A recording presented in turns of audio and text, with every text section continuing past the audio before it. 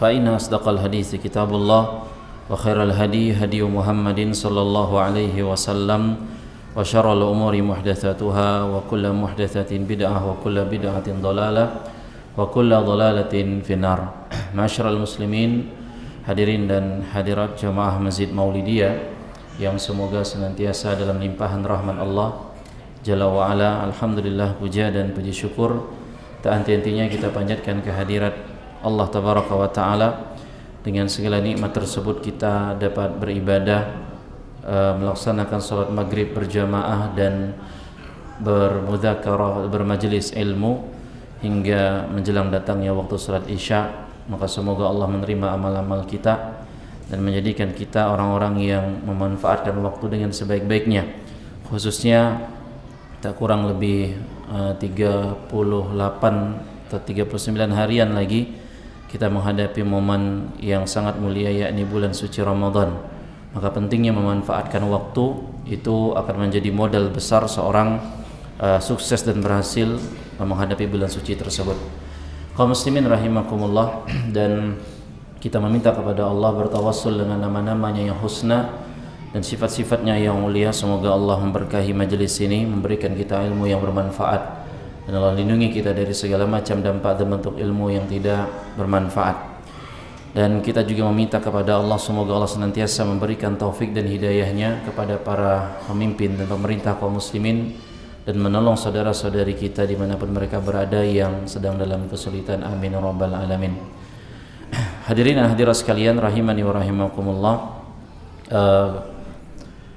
melanjutkan dalam bab yang dituliskan oleh penulis, ini Al-Ustadz Yazid rahimahullah, bab 11 tentang adab penuntut ilmu terhadap waktu. Di pertemuan terakhir kita sampai di halaman 130, di bagian beliau menyampaikan tentang dengan kemurahan Allah Ta'ala semoga contoh-contoh berikut dapat membangkitkan semangat kita dalam mencari ilmu dan menyadari bahwa kita telah banyak menyia-nyiakan waktu yang sangat berharga. Dan setelah beliau menyampaikan, menukilkan Muhammad bin Abdul Baqi menyatakan, aku tidak pernah menyia-nyiakan waktu yang pernah berlalu dari umurku untuk bermain-main dan berbuat sia-sia.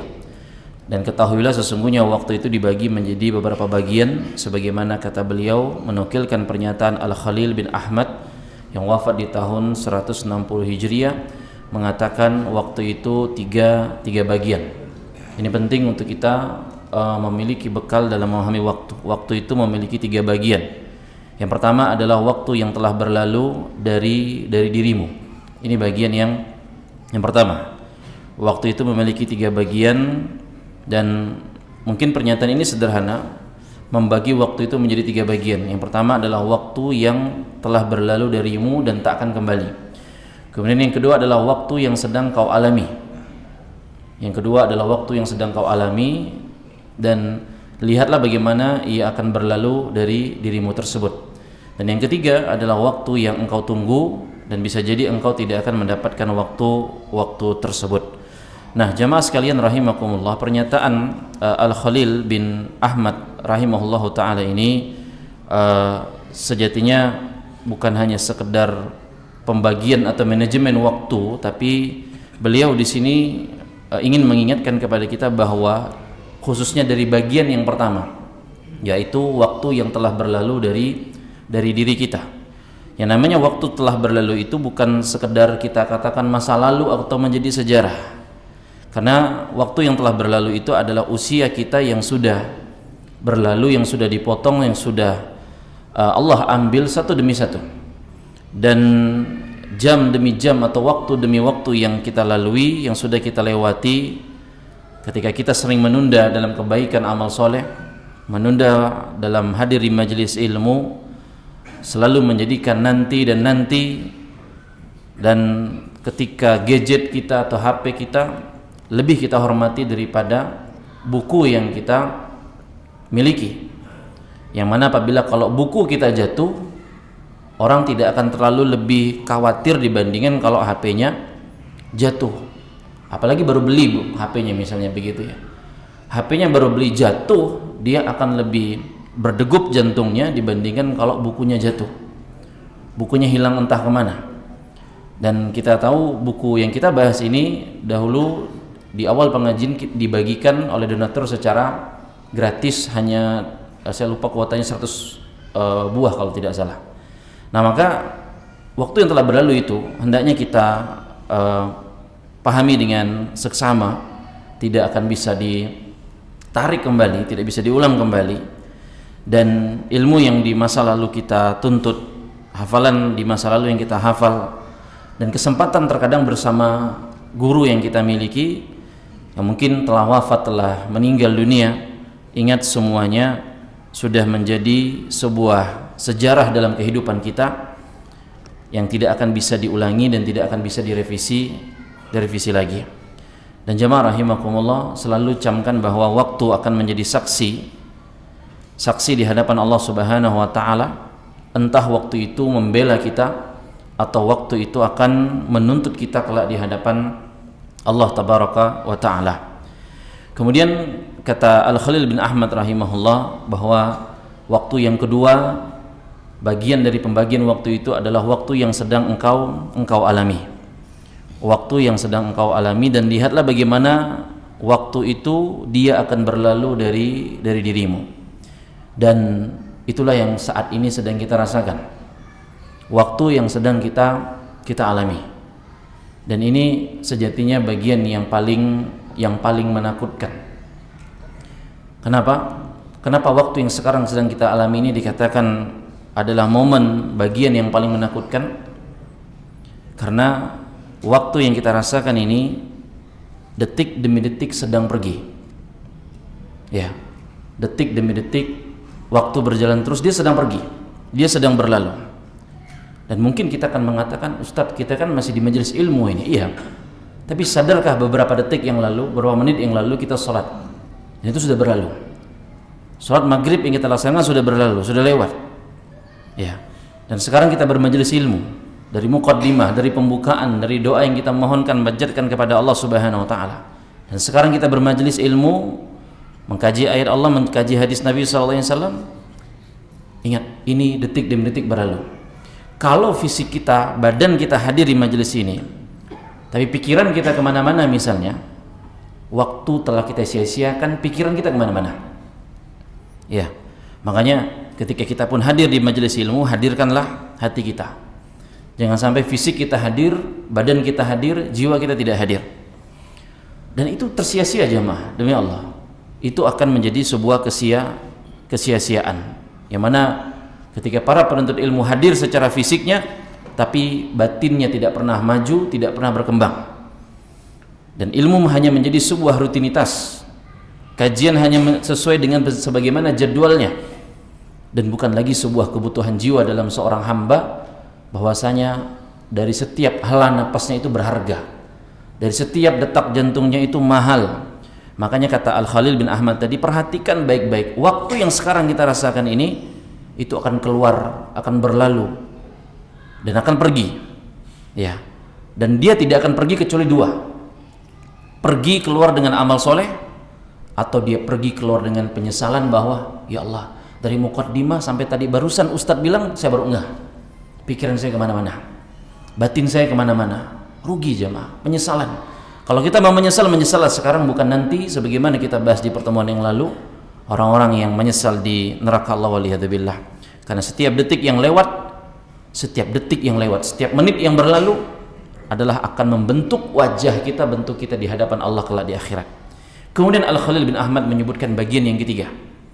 Bagian yang ketiga adalah waktu yang sedang kita tunggu. Waktu yang sedang kita tunggu.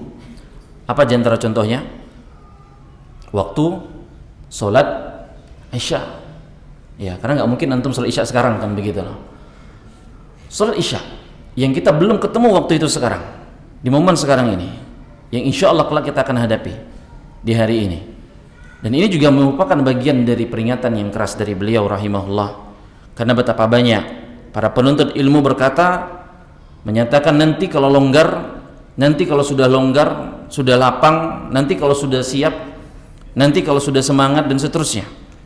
Padahal jamaah rahimakumullah, tidak ada perjanjian hidup sampai yang namanya nanti. Ini perlu kita camkan. Waktu yang masih kita tunggu, ingat tidak ada kita mengikat sebuah perjanjian dengan waktu yang nanti tersebut dengan kata nanti. Nggak ada. Artinya maksudnya tidak ada yang menjamin bahwa seorang akan sampai waktu yang dia tunggu. Dia tunggu untuk wisuda, dia tunggu untuk naik haji, dia tunggu untuk pergi umrah, dia tunggu datangnya Ramadan.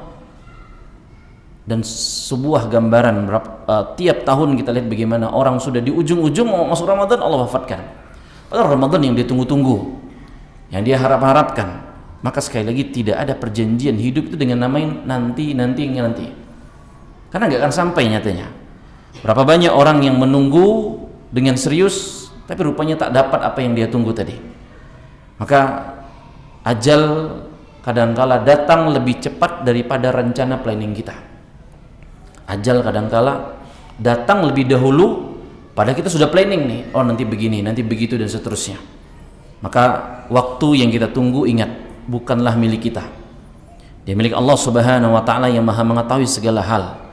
Maka waktu yang sekarang kita Allah kasih, hari ini kita diberi kesempatan beribadah, bermajelis ilmu, kesempatan mendengarkan nasihat, kesempatan memahami agama Allah. Ingat, bukan sekedar karena kita layak untuk mendengar, tapi Allah Subhanahu wa taala menutup kekurangan kita, dosa-dosa kita, dan memberikan kesempatan kepada kita untuk senantiasa bertobat kepadanya. Nah, jamaah sekalian rahimani wa rahimakumullah. Kemudian ada riwayat kata penulis rahimahullah ta'ala yang mengagumkan, yang sangat mengagumkan, yang menunjukkan kesungguhan para salafus saleh mereka dalam menggunakan waktu, yaitu riwayat yang disebutkan oleh Imam Az-Zahabi dalam kitabnya Siyar A'lamin Nubala tentang seorang ulama yang bernama Daud bin Abi Hindun rahimahullah ta'ala yang wafat di tahun 139 Hijriah, yang mana kata Daud bin Hindun ini mengatakan, ketika aku kecil, aku berkeliling pasar. Ketika pulang, kuusahakan diriku untuk berzikir kepada Allah Ta'ala hingga tempat tertentu. Jika telah sampai tempat tertentu tersebut, kuusahakan diriku untuk berzikir kepada Allah Ta'ala hingga tempat selanjutnya, hingga sampai di rumah, kata Daud bin Hindun. Tujuannya adalah menggunakan waktu dari umurnya tersebut. Perhatikan baik-baik kalimat Daud bin Hindun ini, jamaah rahimakumullah. Ya, ketika kecil aku berkeliling pasar. Mungkin banyak dari kita juga demikian. Di masa-masa kecilnya, karena tuntutan ekonomi, finansial keluarga, sebagian dari kita mungkin sudah jualan masih kecil, bawa jajak makanan keliling ke pasar atau ke rumah dan seterusnya. Perhatikan baik-baik Daud bin Hindun ini, jamaah. Beliau posisinya itu di pasar, bukan di masjid, bukan di majelis ilmu, bukan pula di tempat yang mungkin hening, tenang, sunyi, kayak di kebun lah begitu ya. Bukan. Beliau berkeliling pasar. Perhatikan, beliau di pasar. Apa ciri khas pasar? Hah? Belum pernah ke pasar, jemaah? Saya cek tahu ya. Pasar itu pasti identik dengan berisik, bising, sibuk, warawiri, dan disifati dalam agama kita pasar itu tempat yang melalaikan.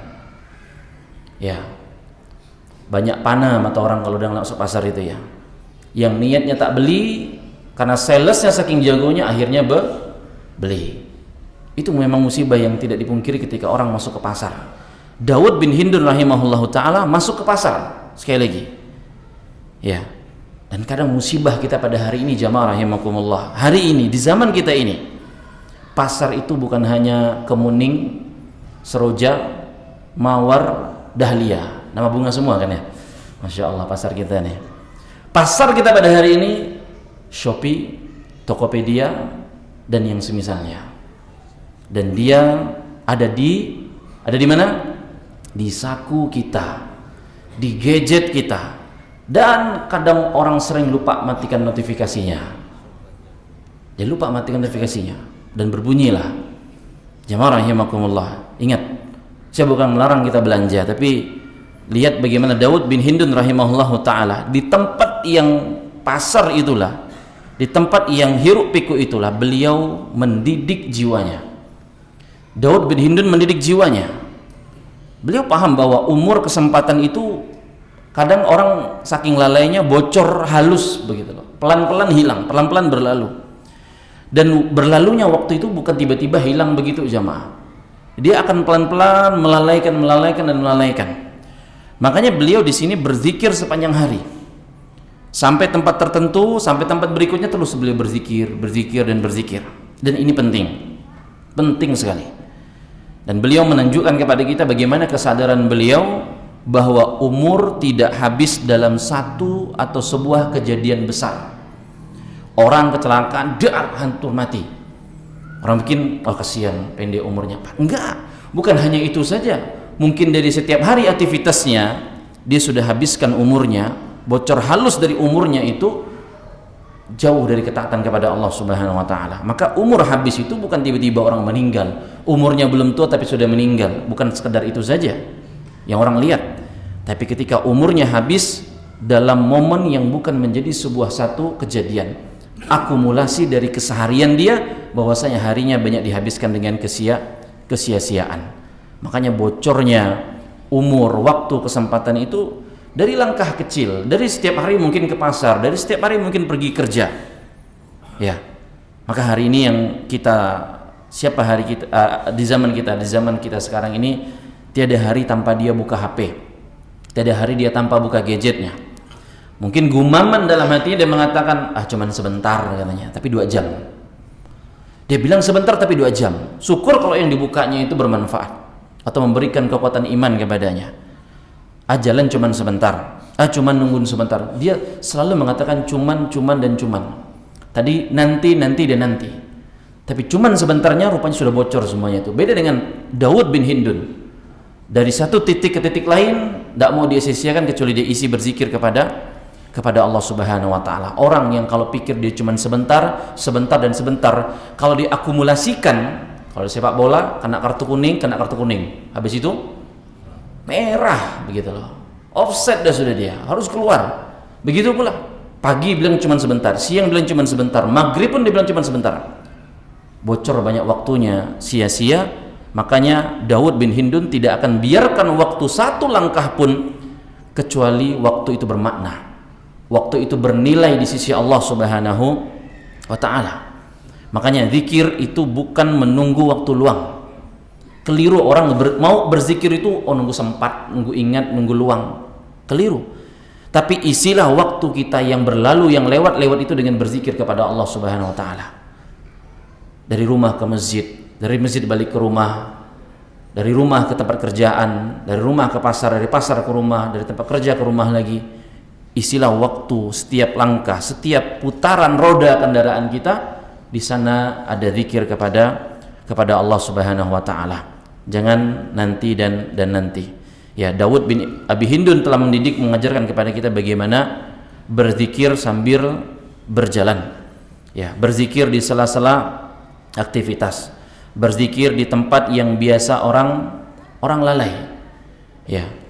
Dan salah satu mantan atau yang dahulu menjadi salah satu imam di Masjidil Haram, Syekh Su'ud Suraim hafizahullah taala, dalam sebuah kisah dikisahkan beliau pernah menghafal, saya lupa surah apa, An-Nisa apa Ali Imran, dalam sebuah kemacetan di negara kerajaan Arab Saudi. Macet hafal surah jamaah. Subhanallah. Bayangkan manfaatkan waktunya, macet bisa menghafalkan sebuah surah. Ayolah, paling enggak kita bisa kalau kena kejebak di Tandrai 1, Tandrai 2, Simpang Legend, Ad-Duha sampai Anas hafal misalnya begitu. Akan keren kayak gitu. Bagus. Ya, enggak masalah cuma Ad-Duha sampai Anas, Al-Lail, Asy-Syam dan seterusnya. Ya, jangan hanya kesal sendiri ketika dalam momen-momen yang mungkin menjengkelkan, macet, penuh, ramai, sesak dan seterusnya.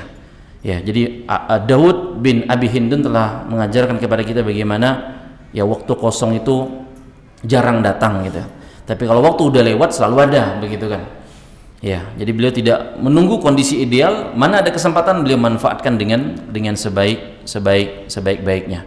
Nah, jamaah sekalian rahimani wa rahimakumullah, kemudian penulis Al-Ustaz Yazid rahimahullahu taala menyebutkan pentingnya waktu dalam menuntut ilmu.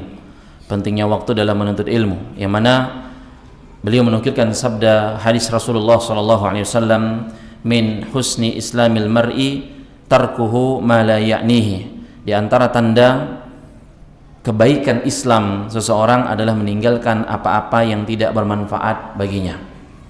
Kata Nabi SAW, di antara tanda baiknya Islam seseorang adalah dia meninggalkan apa-apa yang tidak bermanfaat baginya.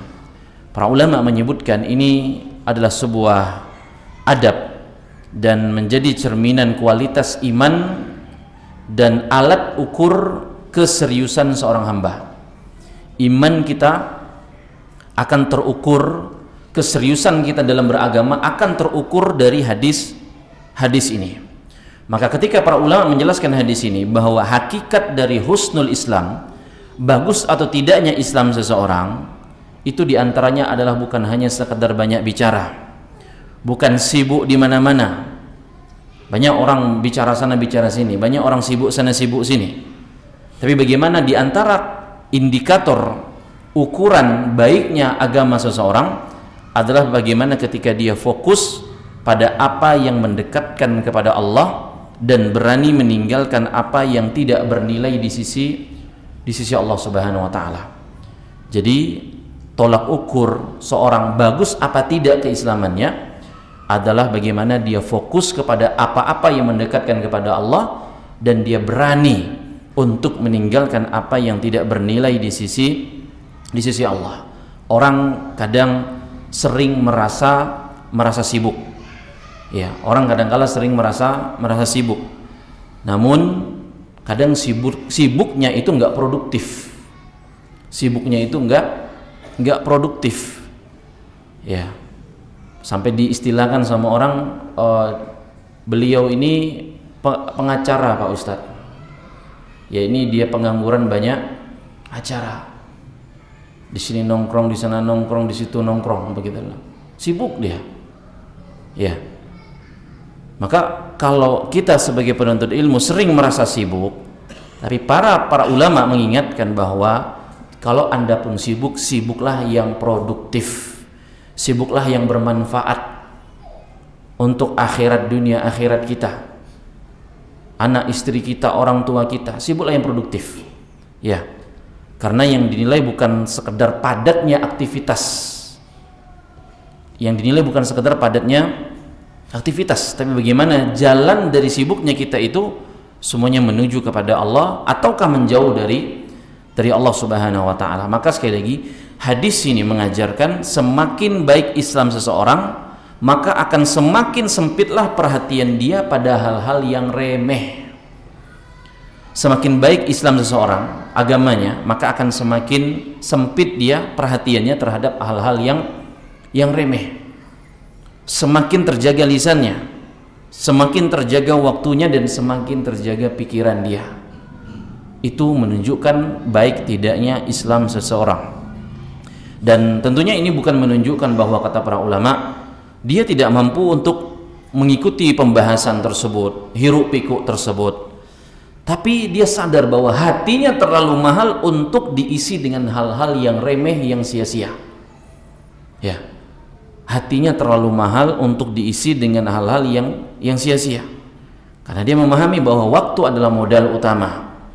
Setiap menit yang dihabiskan untuk perkara yang tidak bermanfaat, artinya dia sedang membakar modalnya sendiri. Yang namanya bakar modal itu nggak ada keuntungan. Bakar modal nggak ada keuntungan. Ya, dan kita sudah bahas, Nabi menyampaikan di antara dua perkara yang banyak menipu orang adalah waktu luang dan kesehatan. Banyak manusia tertipu dengan kesehatan dan waktu luang. Dan yang lebih menakutkan jamaah rahimakumullah, sibuk dengan yang tidak perlu dan tidak datang sendirian.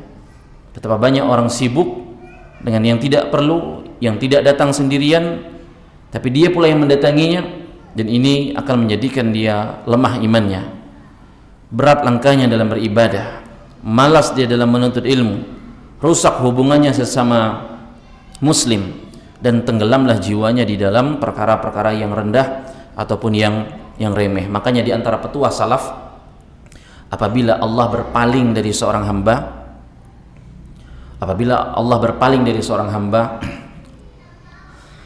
Allah akan sibukkan hamba tersebut dengan perkara yang tidak bermanfaat untuk dia. Waliyadzubillah. Allah kalau sudah berpaling dari seorang hamba, Allah akan jadikan hamba tersebut sibuk dengan perkara yang tidak ada guna sebenarnya untuk dia. Waliyadzubillah. Ini itu banyak kita lihat jemaah. Orang melakukan dan sibuk terhadap sesuatu yang tidak ada manfaatnya. Ya. Maka ini yang perlu kita camkan dari hadis Nabi Sallallahu Alaihi Wasallam tersebut. Intinya kita tahu hidup betapa singkatnya. Udahlah singkat dihabiskan dengan sesuatu yang tidak ada harganya. Yang mana kemudian kata penulis di halaman 132, waspadalah dari menyia-nyiakan waktu untuk sesuatu yang membahayakan atau hal-hal yang tidak bermanfaat. Sebab hari-hari itu bagaikan kehidupan. Hari-hari itu bagikan kehidupan kita. Apabila satu hari berlalu, hilanglah sebagian dari kehidupan kita yang lainnya. Bersungguh-sungguhlah dalam mengatur waktu dan menggunakannya untuk perkara hal-hal yang bermanfaat. Dan di antara bentuk memanfaatkan waktu juga, kata penulis di sini, adalah meninggalkan berlebih-lebihan dalam tidur. Beliau tulis dengan huruf tebal di bold, meninggalkan berlebih-lebihan dalam tidur. Ya, ini teguran bagi yang hobinya tidur. Dan tidurlah, kata beliau, sesuai dengan kebutuhan. Tidurlah sesuai dengan kebutuhan. Dan beliau menukilkan Imam Ibnu Jama'ah rahimahullah berkata mengenai adab penuntut ilmu syar'i dengan dirinya sendiri adalah hendaklah penuntut ilmu itu menyedikitkan tidur selama tidak mendatangkan kemudaratan pada badan dan otaknya. Hendaklah penuntut ilmu itu menyedikitkan tidur selama tidak mendatangkan kemudaratan pada badan dan otaknya. Dan kemudian kata Imam Ibnu Jama'ah, janganlah menambah waktu tidurnya melebihi 8 jam. Subhanallah. Ini setahu saya banyak dan nasihatnya para medis. Ya, maksudnya dokter atau bidang kesehatan, ya kan? Tidur standarnya wajarnya 8 jam. Dan ini disebutkan sama Imam Ibnu Jama'ah rahimahullah, yang beliau notabene bukan dokter. Jangan menambah waktu tidurnya melebihi 8 jam, yaitu sepertiga dari waktu kita yang alokasi 24 jam. Jika keadaannya memungkinkan untuk tidur kurang dari waktu 8 jam tersebut, maka kata Imam Ibnu Jama'ah rahimahullah, lakukanlah kalau mampu untuk tidur tidak lebih dari 8 jam. Nah, nasihat ini jamaah rahimakumullah, menyedikitkan tidur itu tentunya bukan ajakan untuk menyiksa diri. Semua kita paham dan sadar kalau lagi ngantuk-ngantuknya terus disuruh nggak tidur, itu pasti sangat menyiksa diri. Ya, dan bukan juga tentunya, dan nanti akan dibahas, pernyataan Imam Ibnu Jama'ah ini membuat orang itu harus selalu bergadang nggak tidur, ataupun bergadang tanpa arah. Ya, tiap hari begadang atau tiap malam begadang, ini bahaya juga. Dan Imam Ibnu Jama'ah menyebutkan nasihat ini dengan sebuah keadilan, timbangan keadilan. Dengan beliau menyebutkan selama tidak mendatangkan kemudaratan pada badan dan otaknya, artinya nggak masalah. Ketika ilmu dibangun di atas tubuh yang rusak, jiwa fisik yang rusak, yang sakit-sakitan, ya ilmu juga tidak akan jadi. Tapi begitu pula ilmu juga tidak akan tumbuh, lahir dan tegak pada diri seorang yang hidupnya itu hanya selalu dimanjakan. Ya, hidupnya selalu dimanjakan. Makanya tidur itu sesuai kebutuhan. Dan ketika dia berlebihan, maka dia akan menjadi penyakit. Dan ketika Allah Subhanahu wa taala buat kita bisa tidur itu jamaah, itu adalah sebuah kenikmatan yang tidak dirasakan oleh orang yang susah atau sulit tidur. Ya, banyak orang mengalami insomnia. Ya, dan celakanya lagi itu terjadi di jam 11, 12, 1, 2, 3 baru dia bisa tidur gitu loh. subuh bablas sudah. Ya, maka tidur adalah sebuah kenikmatan. Tapi nikmat ini juga harus dikendalikan.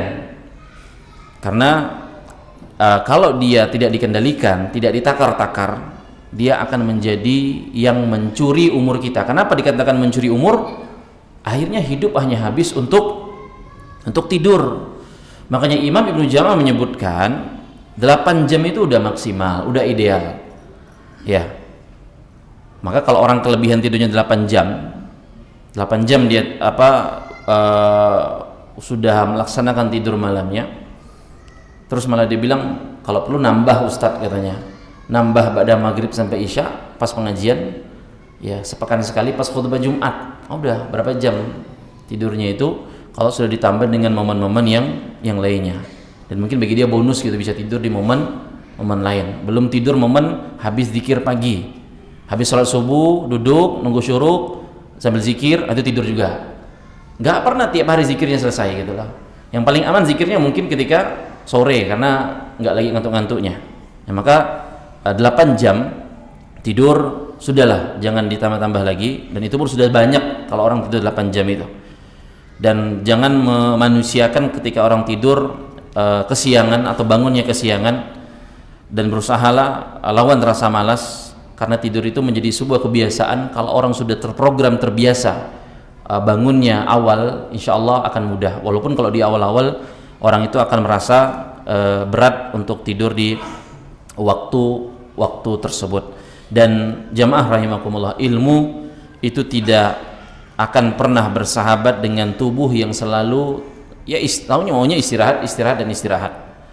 Dan para ulama memberikan nasihat untuk bahwa ya cukupkanlah tidurmu, tidurlah yang cukup, begitu loh ya, dengan sedikitkan tadi itu momennya dari tidur tersebut ya, karena ilmu itu kadang lebih meresap, lebih mengena ketika dia di waktu-waktu yang tepat.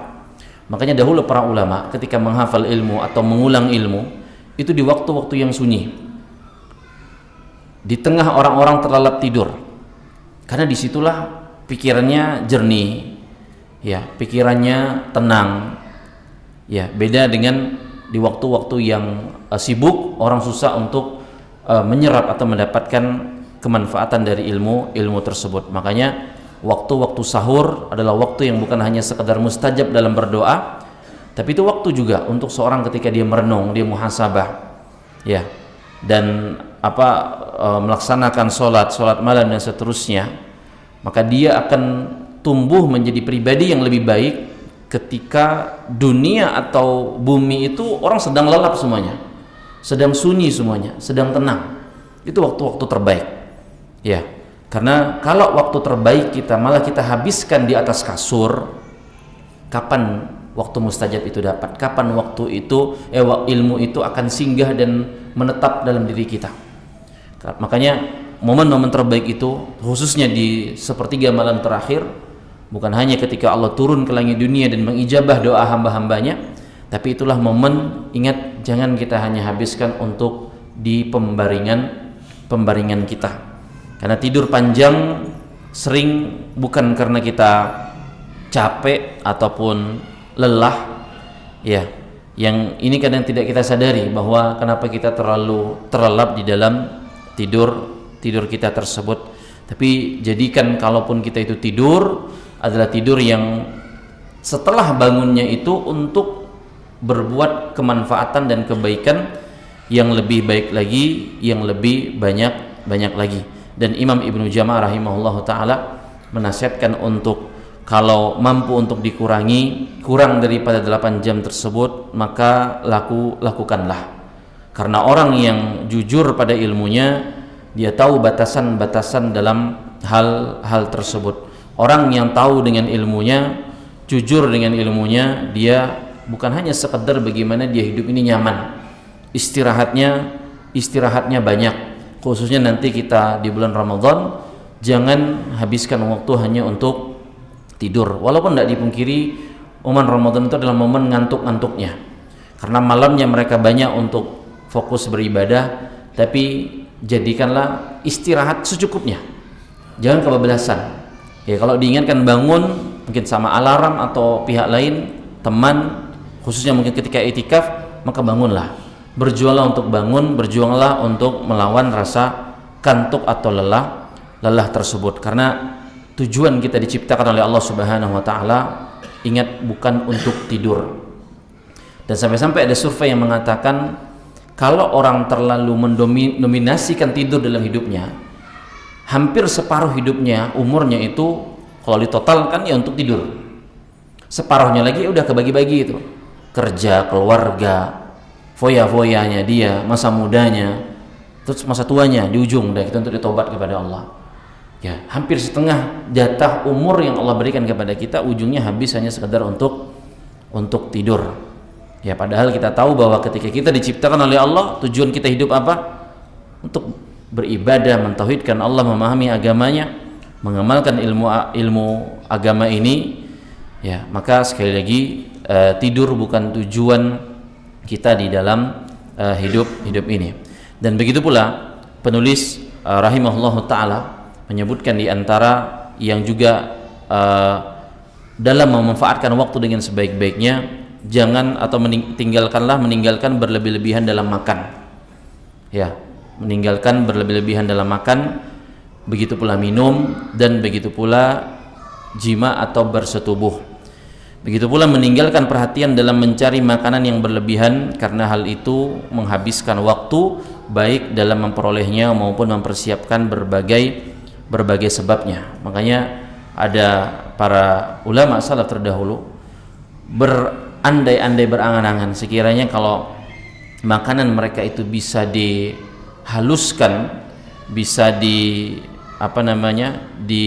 jus begitu ya, maka mereka lebih berharap demikian. Antum bayangkan kalau nasi padang di jus, nikmat apa tidak? Jemaah, nasi padang di jus jadi cair, pinum, sama komposisinya, nggak akan nikmat dibanding kita pakai tangan suap demi suap, yang itulah kenikmatan orang menikmati nasi padang. Tapi saking para ulama menghargai waktu bahwa kadang kita sering berlebih-lebihan dalam makan, dalam minum. Kalau dalam bersetubuh ya itu urusan pribadi, privasi masing-masing, atau dalam mencarinya begitu kan, jauh-jauh ke Mempawah cuman mau ke kantin Bestari makan mie tiaunya misalnya, subhanallah, macam tak ada di Pontianak mie tiau kan begitu. Bertanya boleh apa enggak, sebenarnya boleh-boleh saja, cuma kalau sekedar kesana cuma makan mie tiau ke kantin Bestarinya itu ya ini ajib sekali gitu loh. 2 jam perjalanan kita butuhkan, kecuali Anda 2 jam hafal Al-Baqarah, tafadhol. Dari Pontianak ke Mempawah perjalanan 2 jam, hafal Al-Baqarah, silakan. Ya, rewardnya, penghargaannya sampai sana ditraktir mie tiau di kantin Bestari, enggak masalah. Tapi kalau sudah menghabiskan waktu untuk cari makan segala macam, belum dipersiapkan dan seterusnya, ini para ulama memandang terlalu membuang-buang waktu. Ya, jadi itu nasihat di antara para ulama kita, dan insyaallah di pertemuan selanjutnya semoga Allah mudahkan akan kita lanjutkan dari nasihat beliau berkaitan dengan memanfaatkan waktu dengan tidak banyak bergurau ataupun tertawa. Ini bisa disampaikan, kurang lebihnya mohon maaf. Kita cukupkan dengan doa kafaratul majlis. Subhanakallahumma bihamdika asyhadu an la ilaha illa anta astaghfiruka wa atubu ilaik. Assalamualaikum warahmatullahi wabarakatuh.